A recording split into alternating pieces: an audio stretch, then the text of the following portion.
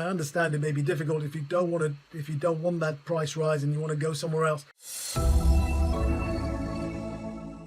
Okay, we are live and I am late. I am so sorry, but I'm here at last, and got another meeting planned, with a network meeting that I'm running, and so I just want to make sure that I deliver day 5 of pricing for profit.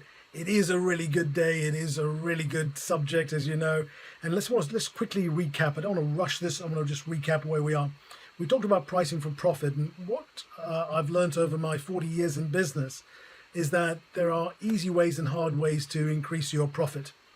And so what I would like to do is impart some of that knowledge to you.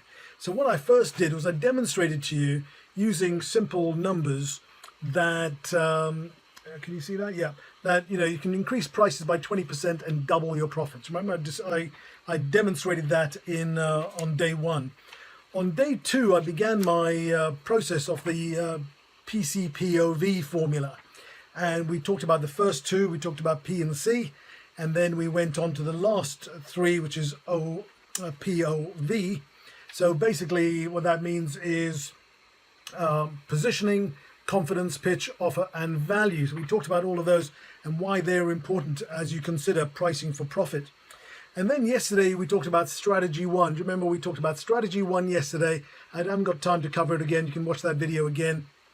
And today I'm going to cover strategy 2. How do you price for profit? And what this is about minimizing the risk when you're looking at pricing for profit, right? How do you minimize the risk of, I'm here saying put up your prices by 20%, you can double your profits. It may be different for your business.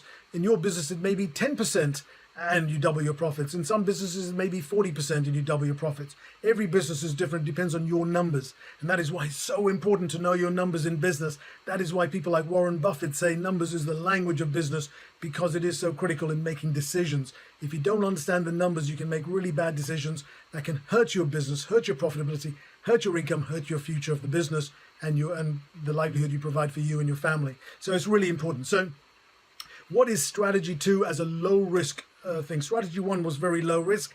Strategy 2 is equally low risk. And what you do for strategy 2 is you identify, you've got to make sure, where's my little document here? You've got to make sure you've got all of these sorted out: your positioning, your confidence, your pitch, your offer and value.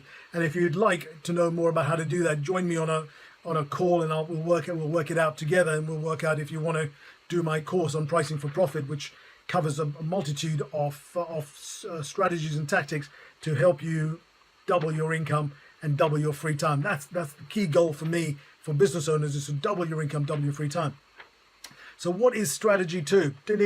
Strategy 2 is segmenting your client list. You've got some clients that you sell to. I want you to pick the least preferable clients. Fortunately, I'm not in this position anymore, because I got told about this probably in my 3rd or 4th year of business through a coach, and I didn't believe them. And I carried on with the same methodology, and it took me about 10 years to realize this. It's embarrassing to admit, but there it is, right?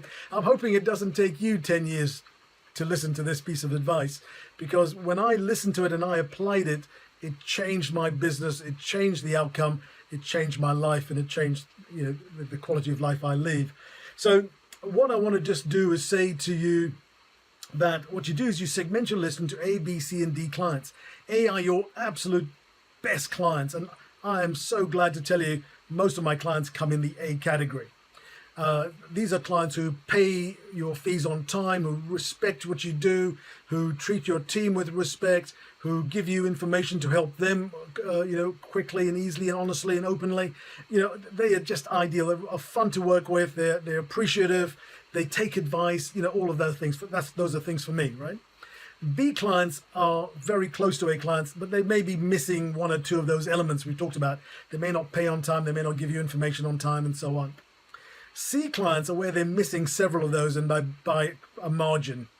So they're just about easy, just about profitable to work with, but they're very difficult, and they probably reduce the energy you have, because every time you come off the phone to them, you think, oh, goodness me, do I really want to work with this client? And fortunately, I don't have any C clients anymore. And D clients, I certainly don't have any of those. And D clients, you wish there were somebody else's clients. You wish you hadn't taken them on. You wish you'd listened to your gut feeling at the time. And so when you're looking at pricing for profit and you want to sort of take your strategy, having got the PCPOV sorted out, you want to then be looking at the D clients and maybe the C clients if you haven't got any D clients. If you've got D clients, what you do is you pull them to one side and you say, look, you know, unfortunately, we have not been charging you a fair fee for the work we do for you. You know, I know it's really difficult. Nobody wants to hear about a price rise, but if we're going to continue servicing your business or your needs, then we're going to have to put our prices up, and whether it's 20%, 50%, 80%, 100%, depending on the client.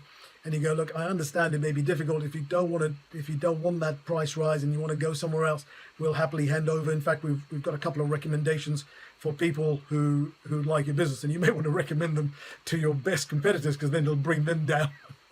It's not fair. It's not fair. I'm only kidding. Come on. Where's the sense of humor on a Friday night? And I haven't even had a glass of wine yet. Anyway. So you pick those clients and you test your pitch on them. You test your positioning on them. You test you build your confidence on them. You improve your offer with them. You test out your value proposition with them. And there you go. All right. So look, I've got to shoot. But I hope that strategy makes one. Now, if you want to work with me on improving your business profitability and doubling your income, doubling your free time, book a call, click on the link somewhere, find me, message me, direct message me, and I'd love to have a conversation with you. Without any, it's not a sales pitch. I just want to find out if I can help you. Make sense? All right. This is Gordon wishing you a brilliant weekend ahead. Whenever you're watching this, hopefully there's a weekend, and I'll speak to you soon. Take care. Bye-bye.